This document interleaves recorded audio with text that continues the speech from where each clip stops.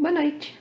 Hoje nós vamos dar continuidade à nossa discussão sobre o quarto capítulo Linguagem e Arte, que está aqui no livro de Por que a Arte e Educação, de João Francisco Duarte. Antes da gente adentrar na discussão propriamente dita do capítulo, gostaria de deixar bem claro que quando nós nos referirmos à arte, eu quero que vocês pensem na arte como um todo, na arte ampla, na área dela completa. Então nós temos, dentro da arte, poesia, nós temos música, teatro, nós temos as artes plásticas, e dentro das artes plásticas ela é composta por pintura, escultura e diversas outras coisas que depois a gente vai adentrar mais minuciosamente, certo? Quanto ao capítulo, hoje nós vamos discutir um pouco sobre como ele conceitua linguagem e arte, faz a diferenciação entre os dois, e pensar um pouquinho do porquê dessa arte dentro da educação. Primeiramente, ele vai conceituar a linguagem. Vocês já devem ter tido aula de alfabetização e letramento, certo? Então, alguns desses conceitos vocês se lembram. Caso não e queiram falar mais sobre, depois vocês entram em contato e aí a gente pode marcar de falar sobre linguagem e símbolo. Primeiro, ele vai falar que a linguagem é um código simbólico, certo? A gente já viu isso na aula passada, com a obra do Magré, sobre Isso Não É um Cachimbo. Então, ela é um código que representa algo no espaço-tempo real, agora. Então, fita crepe será fita crepe, a palavra fita crepe. Então, a palavra vai designar o nome desse objeto. E isso aqui, esse nome desse objeto, fita crepe, ele vai ser um produto de convenção. Convenção, vamos fazer aqui uma imagem de imaginação, né? As pessoas se juntaram e tomaram aí uma decisão de que fita crepe irá designar e será o nome deste objeto. Assim como muitas das pessoas colocam o nome nos seus filhos, não? Escolha, vocês escolhem, vê o que vocês acham melhor. As palavras são uma convenção de nomenclatura de algo. Então, fita crepe é este objeto, em qualquer lugar da língua portuguesa. Então, cada país terá o seu código simbólico, terá as suas palavras. Língua inglesa, língua chinesa, todas elas têm a sua especificidade de códigos linguísticos. Então, inglês não se escreve como português. E aí, quando nós vamos aprender uma língua, é recomendável que você aprenda sobre a cultura, porque fica mais fácil, uma vez que a língua ela é fruto da cultura. Então, se você entende como a cultura dele funciona, por que eles atribuíram aquele nome para aquela coisa e aquela escrita, isso vai facilitar você raciocinar de um jeito mais coerente com aquela cultura que você quer aprender a língua. Ele vai falar que a linguagem ela é um instrumento de ordenação da nossa vida. Então, ela vai classificar conceitos gerais e ela vai atribuir significação e valor. Lembra que a gente falou na aula passada? Que todas as palavras têm um significado geral, têm seu conceito. E aí, conforme as nossas experiências e vivências, ela vai adquirindo valores significativos. Então, nós demos muitos exemplos de flores, que nós levamos flores para homenagear os nossos falecidos, e no Japão isso já não acontece, eles já levam outro objeto. Então, esse tipo de coisas que nós vamos atribuindo valor muda. Porém, o conceito geral da palavra é o mesmo, que é o que a gente encontra no dicionário. Então, por exemplo, aqui eu tenho um potinho do creme. Ele é um simples pote de creme. Porém, para mim, eu atribuí um valor simbólico nele de afetivo, porque uma vez que eu ganhei ele de uma aluna. Então, além dele ter o significado escrito senso lá da palavra, o geral, o conceito pote de creme, ele, além disso, tem a minha atribuição de valor. Então, para mim, ele tem um valor mais do que ele deve custar no mercado também, né? Depois ele vai falar que a palavra é um resumo fragmentado do nosso sentir constante. Então, lembre-se que nós estamos falando de um autor, não é senso comum, não é achismo. Então, ele diz que as palavras não conseguem traduzir o que a gente sente realmente, ela dá apenas um resumo. Por exemplo, quando você sente uma felicidade tão grande, tão grande, tão grande, que geralmente as pessoas, nossa, eu não tenho nem palavras para te agradecer, não tenho nem palavras para dizer, eu nem consigo expressar. É justamente isso que ele vem dizer, que as palavras elas são um resumo, elas não conseguem a potência que você precisa para expressar determinado sentimento. Muitas vezes vocês podem, em algum momento da vida, ter se sentido paralisado quando vocês estavam com ódio, muita raiva de uma pessoa. Ao invés de ir lá brigar e utilizar as palavras, você não consegue exprimir aquele sentimento de tanto que as palavras não conseguem naquele momento sair. Também a gente pode levar a pensar sobre esse conceito que ele diz de resumo fragmentado, que a palavra não conseguiria transmitir todo o significado da sua emoção, do seu sentir. Por último, ele vai falar que o processo de conhecimento humano, que está aqui, o processo de conhecimento humano compreende um jogo entre vivenciar e simbolizar. Por isso que a gente discutiu na aula passada o quanto é difícil as crianças aprenderem a escrever e a ler, porque elas vão ter que atribuir àquela letra, àquela palavra, outros significados que às vezes ela conhecia de outro jeito. E aí é o desafio da professora de levar palavras e levar diversos sentidos para que a criança vivencie aquele momento e consiga entender do que é que a professora está falando. Que a palavra boi não é só uma palavra boi. O boi pode representar diversas outras coisas. Se eu moro numa fazenda e se meus pais, avós têm fazendas e tem boi, o boi para mim, além da palavra boi, pode ter um nome, eu posso ter um boi lá na fazenda e quando você fala boi, já me lembra o nome dele. Minha família pode ser vegana e eu sei que boi a gente não come, boi a gente ama. Então são diversos significados que tem uma só palavra e é isso que a criança precisa vivenciar para entender esses conceitos tão amplos e quanto é possível a gente colocar valores dentro de cada palavra. A palavra mãe, por exemplo, é uma das palavras que a gente trabalha muito com as crianças quando a gente vai começar nesse sentido. Mãe. O que significa mãe? O que é mãe? Mãe é aquela que a gente trabalha com o sentido do dicionário primeiro, mas depois isso se expande. Mãe, muitas das vezes, é aquela que adota. Mãe, às vezes, pode ser uma pessoa trans que adotou alguém. Então, e aí? Um pai também pode ser mãe, se eu só tenho ele. E ele pode ser mãe e pai. Uma mãe pode ser mãe e pai. Uma avó pode ser mãe. E esse turbilhão de significados que tem a palavra que as crianças precisam entender para adentrar realmente e utilizar realmente a língua portuguesa no seu dia a dia. E aí ele vai trabalhar os conceitos de sentimento. Uma vez que ele vai falar que a linguagem não consegue traduzir todos os sentimentos que a gente sente. Então ele vem dizer o que são os sentimentos. Aí ele vai falar que o sentimento é uma forma direta e não elaborada de apreensão do mundo.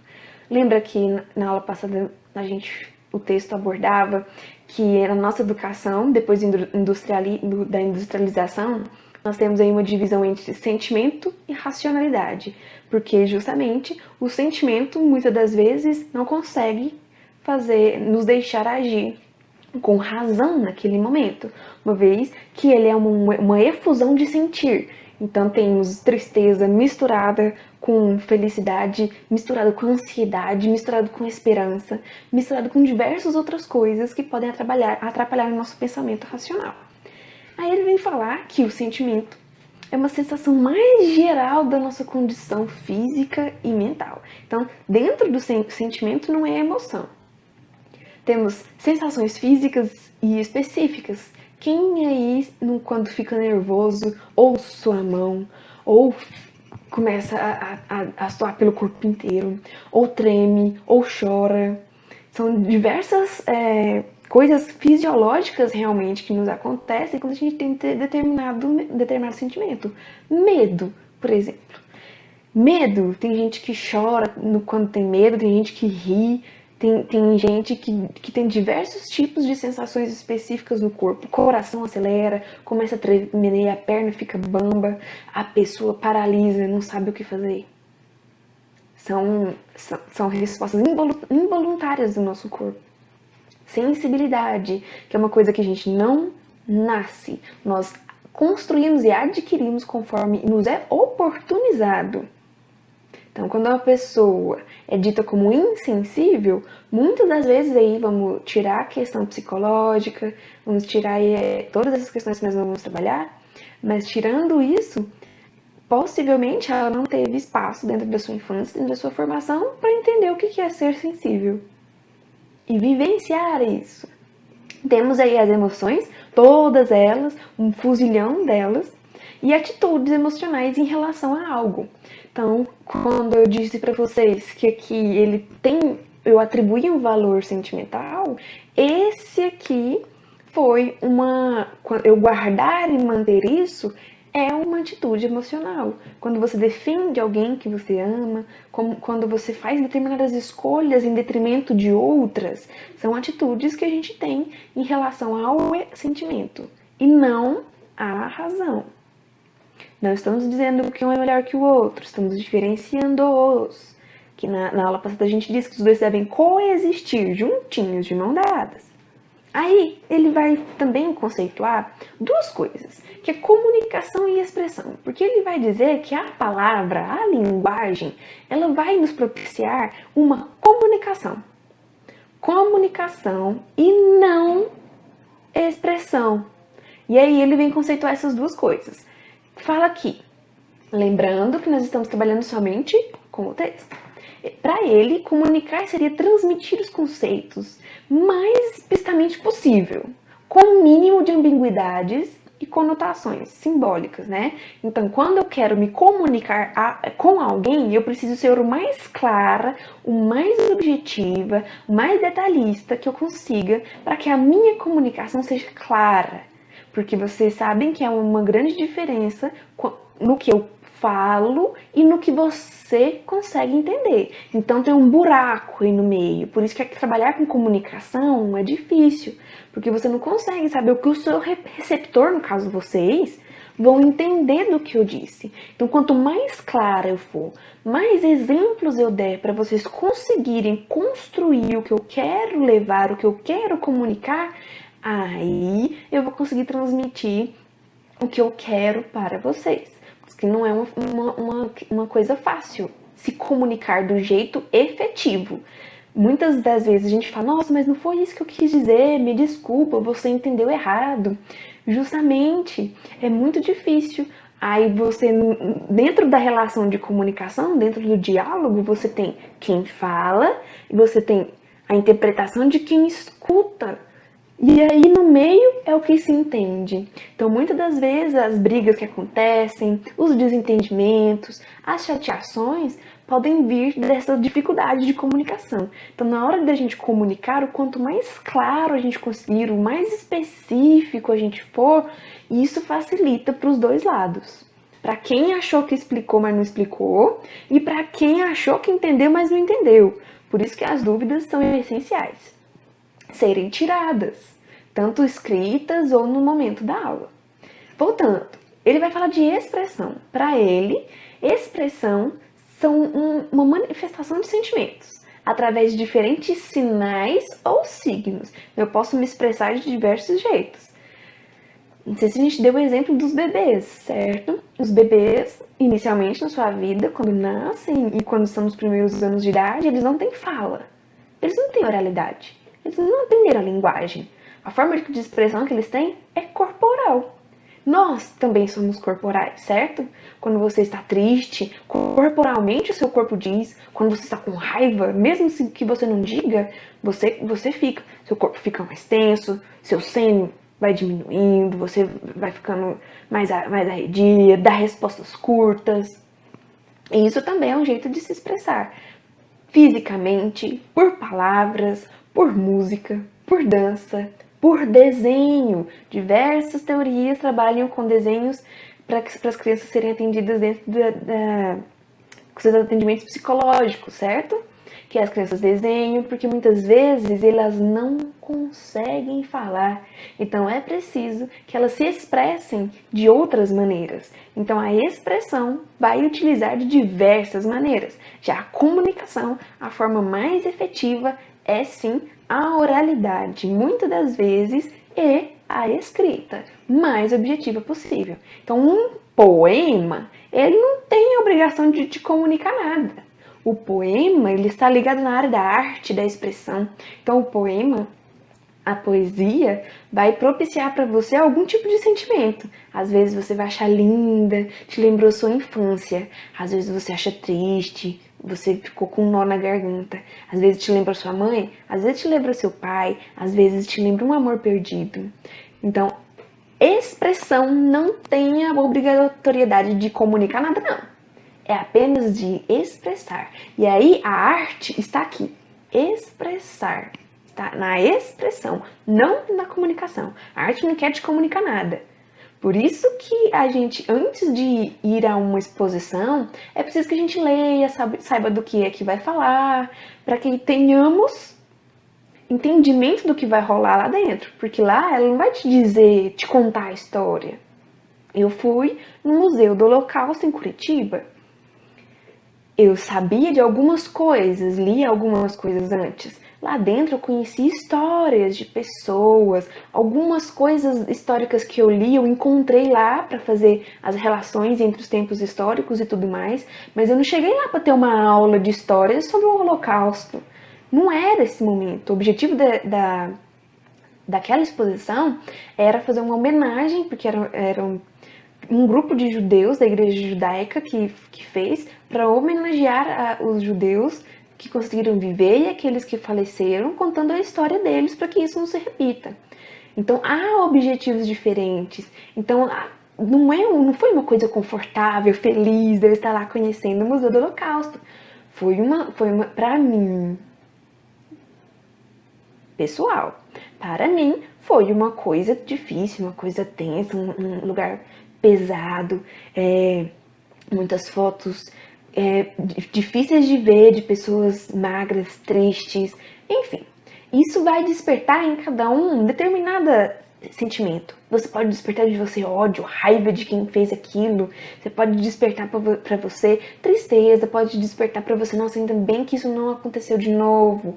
Então são diversos tipos de sentimentos que desperta. E não de comunicação, e não de te contar uma história. É para exprimir um sentimento.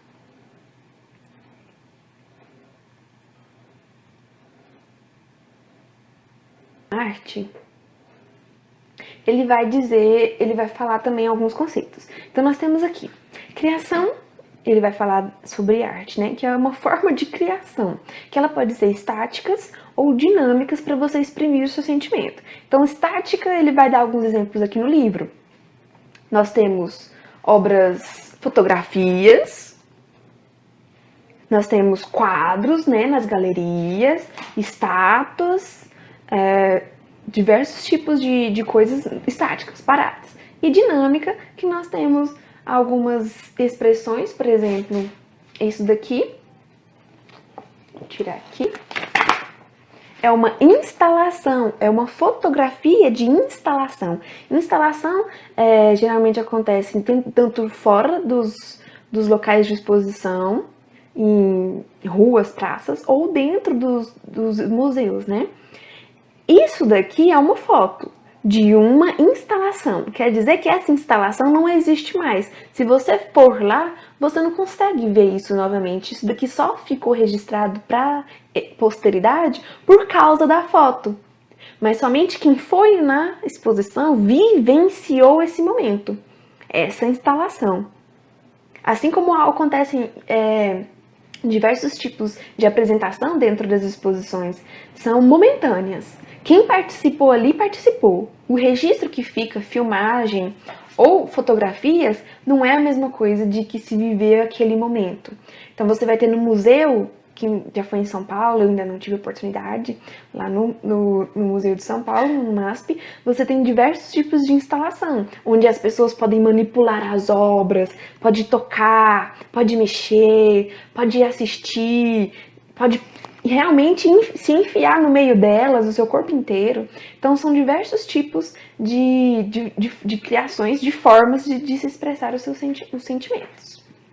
Depois ele vai falar que a arte é isso, é atribuir expressão no seu sentimento. Não é apenas eu estar triste e pintar um quadro preto com alguém chorando. Eu preciso conhecer as técnicas de pintura, no caso, se eu for fazer uma pintura, e saber como eu vou passar para você, que vai interpretar a minha obra, o que eu estou sentindo agora, como que eu vou me expressar. Esse é o desafio da obra de arte. Não é que o autor estava triste, o artista estava triste e pintou um negócio e aí ele vai ser triste. Não. Ele pode estar num dia muito feliz, ele ser muito feliz e ele ter uma capacidade incrível de passar para você um sentimento de tristeza quando você olhar para a obra. É essa capacidade de expressar o sentir que o artista tem. Então nem todos são artistas, nem todos conseguem ter essas ideias de como expressar os seus sentimentos. Muitas das vezes nós consumimos essa obra, certo? Como as músicas, a gente chora com música, a gente fica feliz com algumas músicas. Depois ele vai falar sobre concretizar os sentimentos numa forma da maneira que possamos percebê-las. Então essa concretização vai se dar para diversas formas. Uma pintura num quadro, uma fotografia, uma instalação, uma estátua, né? uma arquitetura bem grande, tanto faz. Mas a forma com que isso acontece também influencia no modo como você se expressa. Sentido e expressão na obra de arte reside nela mesma. O que isso quer dizer? Quer dizer que o sentido da obra é ela mesma. Não é a história que conta dela, não é o artista, é ela. Então aqui eu mostro essa foto para vocês e aí o que acontece? Vocês vão me dizer o que vocês veem nessa foto. O que vocês sentiram ao ver essa foto? O sentido dela estar nela não é quando ela foi construída, não é por quem que a construiu, não é quando ela foi construída. Todas essas questões históricas não influenciam no sentido dela. Ela tem o sentido nela mesma. Por isso que a gente se emociona com obras de música clássica de muito tempo atrás. Por exemplo, Beethoven. Beethoven já morreu, já faleceu. Música antiga, velha, nem existe mais, a gente nem escuta isso demais. Mas mesmo assim, a música continua tão bela quanto o momento em que ela foi executada pela primeira vez. Não é a data, não é Beethoven. Ah, mas Beethoven, não sei. Vamos supor aí que o Beethoven, ele não gostava de cachorro, gostava de gato. Temos que cancelá-lo, que é a nossa palavra de hoje. Ele fez uma música. A música dele é boa, ela se expressa, ela possui técnicas tão diferentes e inovadoras na época que é por isso que ele se consagrou. Sim. Então a obra é bela. Não estamos falando de Beethoven, certo? Eu posso gostar da música ou não, mas eu não posso negar o que é a música, que ela é bela ou não. Eu dei o exemplo da Mona Lisa, vocês lembram? Que particularmente eu não acho a Mona Lisa tanta coisa, certo? Porém, ela tem sim o seu significado histórico, ela tem seu significado técnico, ela tem toda uma questão artística que eu não posso negar. Então, pessoalmente, para mim, ela não é com tudo que dizem. Porém, ela é sim uma obra de arte, ela é necessária. Não é porque eu não gosto que ela não vai ser. Certo? E isso a gente tem que deixar claro para as crianças e também a gente repensar os nossos pensamentos. Quando a gente pega e olha isso daqui, não entende e já diz: que coisa horrorosa! Eu faço isso na minha casa. Olha só, um bando de material jogado dentro de um quadradinho. Isso é um discurso perigoso que a gente tem que fugir, certo? Você precisa entender o que é isso aqui primeiro.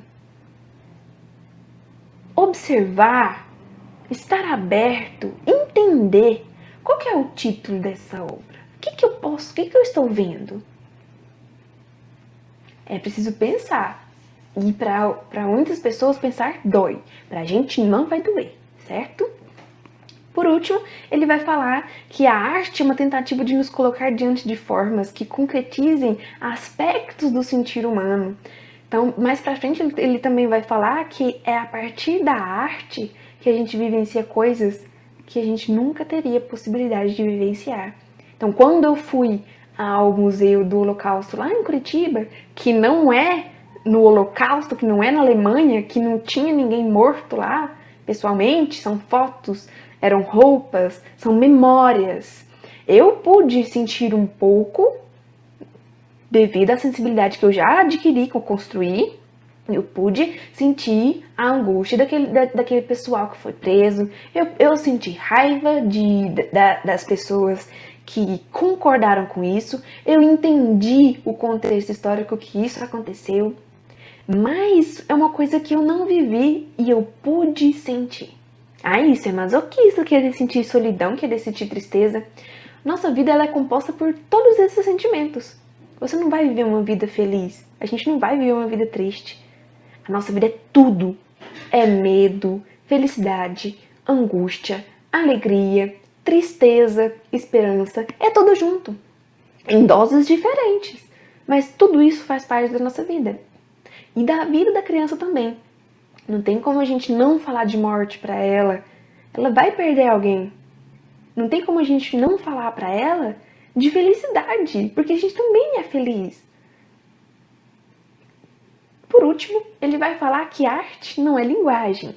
Daí a gente retoma aquela questão de comunicação e expressão. Então ele vai falar que a arte não é linguagem porque ela não se comunica. Ela expressa sentimentos. Agora, para a gente encerrar aqui, vamos falar então por que diabos a gente precisa de arte e educação. Vamos colocar aqui primeiro.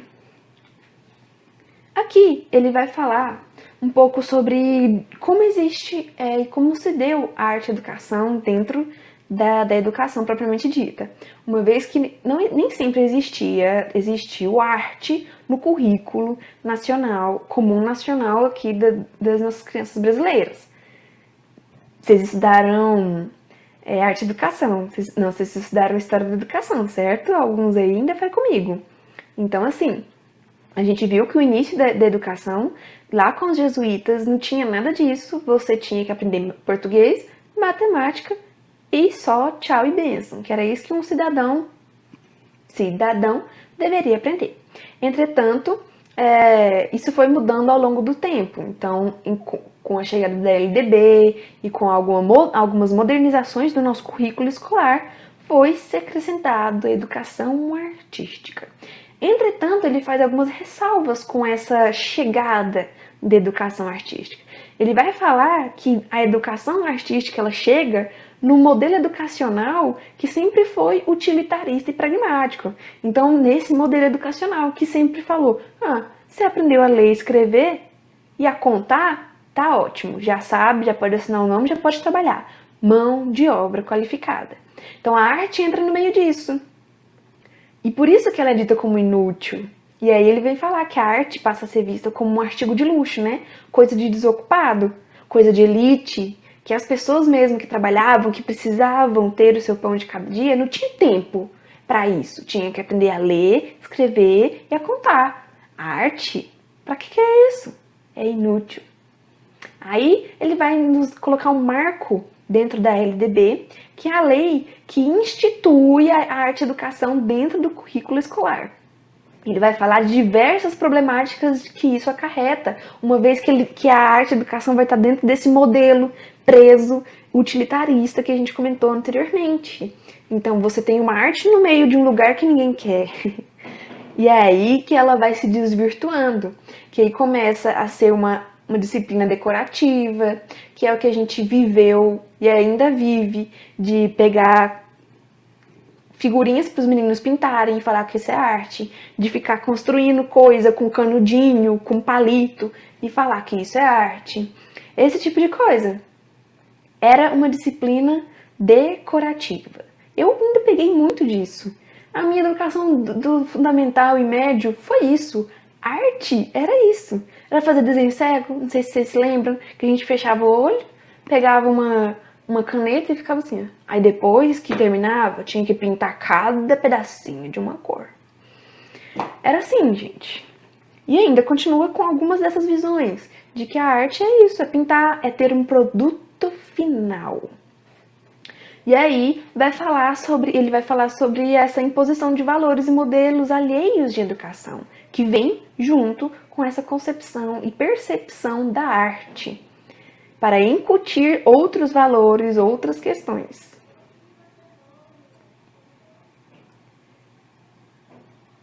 Aqui, voltando àquele anterior. Aí ele vai falar, por que então? Já que essa arte não ensina a gente a ler, não ensina a gente a escrever, não ensina a gente a contar, não ensina a gente a nada disso, pra que a gente tem que dar arte pra esses meninos? Ele vai começar. Vocês sabem que o livro ele é curto, ele não se debruça profundamente sobre muita coisa, ele lança temas, certo? Então nós utilizamos ele justamente para a introdução da nossa disciplina. Que a arte é uma maneira de despertar o indivíduo para que este dê maior atenção ao seu próprio processo de sentir. Vocês devem ter uma disciplina de afetividade. A arte terapia, a arte educação, ela ajuda a gente a pensar no que a gente sente, em como a gente sente e como a gente pode elaborar isso. Nós precisamos buscar um psicólogo. Mas o inicial, a arte nos ajuda a refletir. Porque quando a gente tá triste, muitas das pessoas falam, eu escuto muito música triste, porque aí a tristeza, eu já choro, aí a tristeza vai embora. É uma forma de elaborar. Assistir filmes românticos, quando você está com saudade de alguém. A arte, ela consegue fazer com que isso aconteça na nossa vida. Que a gente olhe para o que a gente sente, que a gente consiga entender o que a gente está sentindo. Muitas das vezes a gente tem medo, a gente tem vergonha de alguma coisa, e alguma exposição que a gente vai, algum quadro que a gente vai, dá uma angústia, dá um negócio ruim, ou você não gosta daquilo, ai que coisa feia, não gostei. Aí por que será que você não gostou? O que será que despertou no seu sentimento, lá dentro do fundo de você, que você não gostou de ver isso? Então, essa reflexão pode te ajudar até ao autoconhecimento. Depois ele vai falar que a arte na educação, e na nossa vida mesmo, né? Mas aqui nós estamos situados na educação, que ela constitui um estímulo permanente para a imaginação e a criação de possibilidades de ser e sentir. Então, quando você fala, eu não sou criativa, eu não consigo, por que será que você tem essa limitação hoje? Será que em algum momento do seu desenvolvimento infantil você não teve possibilidade, não teve espaço para construir isso? Porque ninguém nasce imaginativo e permanece. Nós temos as crianças que têm muita imaginação e tudo mais, e que conseguem criar, e que conseguem inventar coisas, e nós temos crianças totalmente fechadas, que não conseguem. Então são dois extremos que é preciso ser trabalhado em sala de aula. Muito imaginativa, que mora no mundo da lua, tem que começar a ver que existem outras possibilidades dela ser e dela sentir, que existe uma realidade e que ela precisa diferenciar as duas. E aquele que não consegue criar, que está fechado, que não teve estímulo para isso, tem que começar a ver que as coisas podem ser vistas de um jeito diferente. Que não é só o jeito que é imposto, que é dado. Então a arte, ela tem esse poder revolucionário, vamos usar essa palavra, de deixar com que nossa mente esteja livre para pensar outras possibilidades. Então, a pessoa criativa não é porque ela inventa coisa que não existe no mundo, não. É também aquela pessoa que consegue resolver problemas de uma maneira que ninguém pensou antes. Isso, além de lógica, você precisa de imaginação. Um matemático, ele não é só pura lógica, ele é criativo, ele é curioso, ele é imaginativo. Porque como você vai imaginar algo que não existe e aí vai te impulsionar a pesquisar? A ciência se baseia nisso. Eu penso, será que dá para criar uma vacina de coronavírus em menos de 6 meses? Vamos ir para a ciência. O que ela já tem que a gente pode aproveitar e podemos desenvolver isso em prol desse novo objetivo. Vacina do coronavírus em menos de 6 meses. O que a gente já tem no mercado? O que esses ativos e fármacos podem acontecer? Isso faz isso faz isso. Vamos juntar. Deu, não deu? E é assim. Não tem como a gente criar se não imaginar. Depois, possibilita experimentar aquilo que não temos oportunidade de viver em nossa vida cotidiana, que foi o que foi dito lá no que é arte. Posso vivenciar um Brasil de décadas atrás. Posso vivenciar o Egito, que eu também acho muito fascinante. A arte e educação, ela vai possibilitar esse acesso a outras visões de mundo. Que é isso um princípio da empatia. Não tem como eu ser empático se eu não tenho outra visão de mundo além da minha. Não tem como eu te entender se eu não tenho outra visão de mundo além da minha. Se eu acho que viver como eu vivo é o único jeito que existe. É o único jeito certo que existe. Se ter mãe, pai e filhos é a única família que existe. É a única família boa e certa que existe. Como eu construo outras visões de mundo? Justamente pela arte. Que eu consigo ver outras culturas, que eu consigo ver outras elaborações de sentimento, que eu consigo ver que realmente existe amor entre uma avó e o seu neto e ela pode ser mãe dele? Mas eu tenho mãe, minha avó não é minha mãe, tudo bem.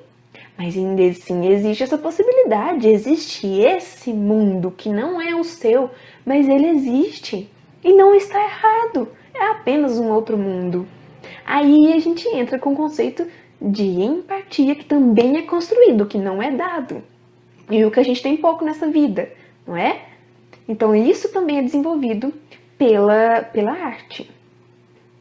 Eu termino aqui nossa videoaula dizendo que a arte é sim necessária, a arte é sim importante, a arte é e será sempre bombardeada, porque ela vai ser dita como inútil, uma vez que o nosso modelo de educação ele preza pela formação de mão de obra barata e pelo utilitarismo e principalmente pela fragmentação de ensino. Vocês viram a discussão que tem agora, não é? Que estão tirando aí a filosofia, tirou a sociologia do currículo, em algumas faculdades, até onde eu trabalho, estão tirando disciplinas teóricas presenciais e vai deixar online para sempre mesmo, quando a gente voltar do coronavírus. Isso que a gente chama de desmonte da educação, onde a gente vai tirando aqui um negocinho, tira outro. Quando a gente vê, estamos aqui na época do jesuíta aprendendo apenas língua portuguesa e matemática. Por isso que muitos professores são taxados de chatos, de socialista, comunista, porque eles defendem a arte, defendem a filosofia, defendem a sociologia. Sabe por quê? Isso faz pensar, isso faz você ter outra visão de mundo. E não é questão ideológica, é realmente questão da gente conhecer culturas e abrir a nossa cabeça para coisas diferentes do que a gente vive. Então, esse tipo de pensamento, ele é construído e ele precisa de espaço para ser construído. Então, é na sala de aula que a gente pode construir isso com as crianças, porque nós não moramos com elas, elas não são a nossa família. Então, lá é um espaço onde a gente pode fazer com que elas pensem diferente, não o pensamento do professor, mas que ela passe a vivenciar outras culturas. E aí ela vai atribuir sentido às coisas e que ela vê necessidade. Então eu chego para ela e mostro 3 coisas e falo para ela, olha, existe essas 3 coisas. Essa é assim, essa é assim, essa é assim. E aí ela vai escolher o que ela achar melhor. Uma vez que nós não estamos ensinando nada errado e ilícito, né, gente? Mas enquanto for lícito, bom, a criança vai ter o livre-arbítrio, porque ela vai conhecer, ela vai saber que existe mais de uma opção de jeitos de se viver. E aí ela escolhe. É simples. Por que vocês acham que a representatividade é tão essencial na vida das crianças? Quando uma criança negra vê a Maju lá no Jornal Nacional, ela não se acha importante, ela não pensa, nossa, eu também posso ser. E por que vocês acham que uma menina, quando vê uma pilota de avião, não se sente inspirada? Nossa, então eu também posso ser pilota? Pode. Só que você não viu, você não sabe. Ninguém te mostrou que você podia. Às vezes você mora numa família que não te possibilita esse tipo de pensamento, que te restringe. Então na escola ela vai poder pensar outras coisas. Muitas vezes a escola salva crianças de favela, muda destinos, muda futuros, porque ela dá esse espaço para a criança pensar, será que eu preciso ser traficante? Será que existem outras possibilidades dentro do meu contexto histórico-social? Será? Quais são? Eles são pequenos ainda. Eles não têm vivência de mundo, nós temos. A gente já viveu muita coisa, a gente já aprendeu muita coisa. A gente já leu, estudou muita coisa. Então a educação é isso, ela é ampla, ela é mais que isso. E a arte vem para ajudar a gente a elaborar isso, repensar nossa vida e seguir outros passos. Quem sabe para uma sociedade melhor. Esperamos, certo? Então muito obrigada. Até a nossa próxima aula.